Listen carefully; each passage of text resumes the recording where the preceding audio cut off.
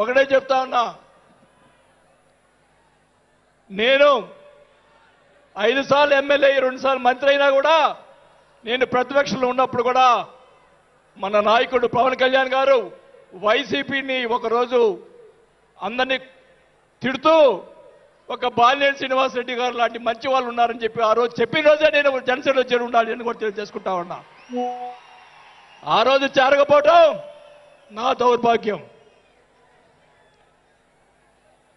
నేను ఈరోజు చెప్తా ఉన్నా, స్పీచ్ 9 నెలలు అయిపోయిందమ్మా ఇవ్వటం, అందువల్ల గొంతు ఇది అయిపోయింది. దయచేసి నేను మీ పిఠాపురం సాక్షిగా నిజాలే చెప్తా ఉన్నా.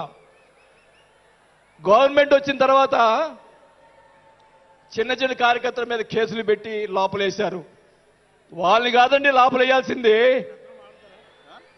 కోట్లు సంపాదించున్నారు,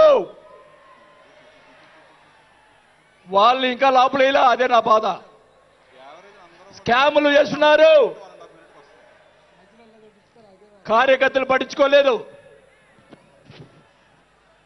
కోట్లు సంపాదించి ఈరోజు రకరకాలుగా మాట్లాడుతూ ఉన్నారు. పవన్ కళ్యాణ్ గారి గురించి మొన్న మాట్లాడాడు జగన్మోహన్ రెడ్డి గారు, ఏదో కౌన్సిలర్ అన్నాడు, ఏదో అన్నాడు. అయ్యా జగన్మోహన్ రెడ్డి గారు, మీ నాన్న దయతోటి నువ్వు ముఖ్యమంత్రి అయ్యావు, మీ నాన్న అంత అడ్డు పెట్టుకొని. మా నాయకుడు ఇప్పుడు జనసేన నాయకుడు పవన్ కళ్యాణ్ గారు స్వశక్తితో ఈరోజు లక్షలాది మంది అభిమాన పాత్రులు అయ్యాడని గుర్తుపెట్టుకోవాలని కూడా తెలియజేసుకుంటా ఉన్నాం. మీ నాయనతోటి వెనక ఒకసారి ముఖ్యమంత్రి అయ్యావు, ఇంకా చూద్దాం. నేను ఒకటి కూడా చెప్తా ఉన్నా, నేను పవన్ కళ్యాణ్ గారిని కలిసినప్పుడు రాశారు చాలా మంది, చాణక్యుడు కూటమిని విడగొడతాడని చెప్పి కొన్ని పత్రికలు రాసినాయి. నేను అనుకున్నాను, నా వల్ల పవన్ కళ్యాణ్ గారికి ఏ ఇది రాకూడదు. నా ధ్యేయం, నా కోరికల్లా ఆయన పైకి ఎదగాలని తప్ప వేరే ఉద్దేశం లేదు. నేను ఆయన కలిసినప్పుడు ఒకటే అడిగా, అందరూ అనుకున్నారు ఎమ్మెల్సీ ఇచ్చి మినిస్టర్ ఇస్తారని చెప్పి కొన్ని ఇతర పత్రికలు రాశారు. నేను ఆయన ఏమీ అడగలేదు, ఒకటే అడిగా, సార్ మీతో నాకు సినిమాలు తీయాలని సార్ అని అన్నా. నా కోరిక అదే సార్. నేను 5 సార్లు ఎమ్మెల్యే అయ్యా, 2 సార్లు మంత్రి అయ్యా, చాలు నాకు ఇట్లాంటి బూతులు తిట్టే రాజకీయాలు మాకు వద్దు సార్, మీతోటి ప్రయాణం చేస్తా. జనసేనని నా సాయశక్తులా నేను చేయగలని. మా జిల్లాలో 6 నెలల తర్వాత కార్పొరేట్లను చేర్పించాం. మీరు ఛాన్స్ ఇవ్వండి, మా జిల్లాలో జిల్లా పరిషత్తు అన్నీ కూడా జనసేన చేస్తానని కూడా మాకు తెలియజేసుకుంటా ఉన్నా. మాకు ఇవ్వండి ఛాన్స్. నన్ను ఆపద్దు. నాకు జరిగిన అన్యాయం మళ్ళా ఒకరోజు మీటింగ్లో చెప్తా. ఒకరోజు చెప్తే సరిపోదు, ఎందుకంటే టైం లేదు కాబట్టి. నాకు అన్యాయం జరిగిందని చెప్తా. జగన్మోహన్ రెడ్డి గారు చేసినటువంటి అన్యాయాలని చెప్తా, నాకు జరిగినటువంటి అన్యాయాలు.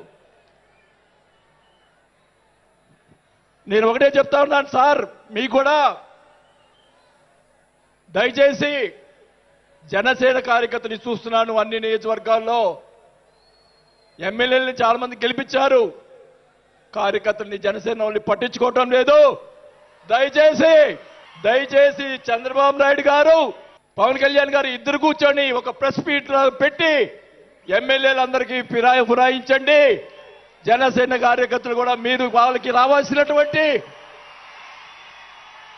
రేషియో ప్రకారంగా వాళ్ళు కష్టపడి పనిచేశారు. ఇప్పుడు తెలియదు ఆ బాధ, రేపు ఎలక్షన్ తెలుస్తుంది.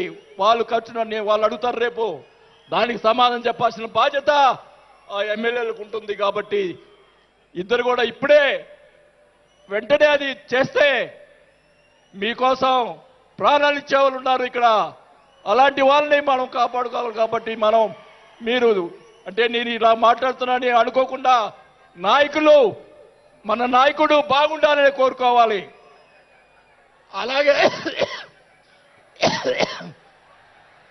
అలాగే మీరు కూడా జన సైనికులు కూడా మీరు కూడా మీ పక్కన వాళ్ళని మంచిగా చూడండి. మన పార్టీ పైకి తీసుకొచ్చేదానికి, మన నాయకుడు ఇంకా ఎదిగేదాని కోసం ఇంకా కూడగొట్టుకోవాల్సిన బాధ్యత కూడా మీ మీద ఉందని కూడా ఈ సభాముఖంగా తెలియజేసుకుంటా ఉన్నాం. మన నాయకుడు మనల్ని కాపాడుతాడు. మన నాయకుడిని ఎదిగించే దానికోసం మీరందరూ కూడా కష్టపడాలని చెప్పి కూడా కోరుకుంటూ, నా ప్రాణం ఉన్నంత వరకు నేను పవన్ కళ్యాణ్ తోటి గారితోటే ఉంటాను. నాకు పదవి వచ్చినా రాకపోయినా పర్వాలేదు, నేను పవన్ కళ్యాణ్ తోటే ఉంటాను. నేను రాజకీయంలో వస్తాయి నాకు తెలుసు. ఛాలెంజ్ చేస్తున్నా, నేను ఇది కూడా ఛాలెంజ్ చేస్తున్నా. చంద్రబాబు నాయుడు గారు కూడా అడుగుతాం, మొన్న జరిగినట్టు ఉన్నటువంటి ఎమ్మెల్యేలు అందరి మీద ఎంక్వైరీ, నా మీద కూడా సహా ఎంక్వైరీ చేయండి. ఎవరు అన్యాయం చేశారో, ఎవరు తప్పులు చేశారో, ఎవరు కోట్లు సంపాదించారో మొత్తం బయట పెట్టాలని కూడా ఈ సభాగా తెలియజేసుకుంటా ఉన్నా. కానీ ఈరోజు అది నాకు ఆ రోజు రాత బాగాలేదు కాబట్టి ఈరోజు ఇలా ఉన్నాను. నాకు పోయినా పర్వాలేదు, కానీ నేను ఆయన సేవ చేసుకున్నాను. కానీ నా కోరిక, నాకు రాజకీయ పదవి వచ్చినా కాబట్టి నాకు ఒక కోరిక ఏంటంటే, పవన్ కళ్యాణ్ గారు నాకు మాట ఇచ్చాడు సినిమా తీస్తానని.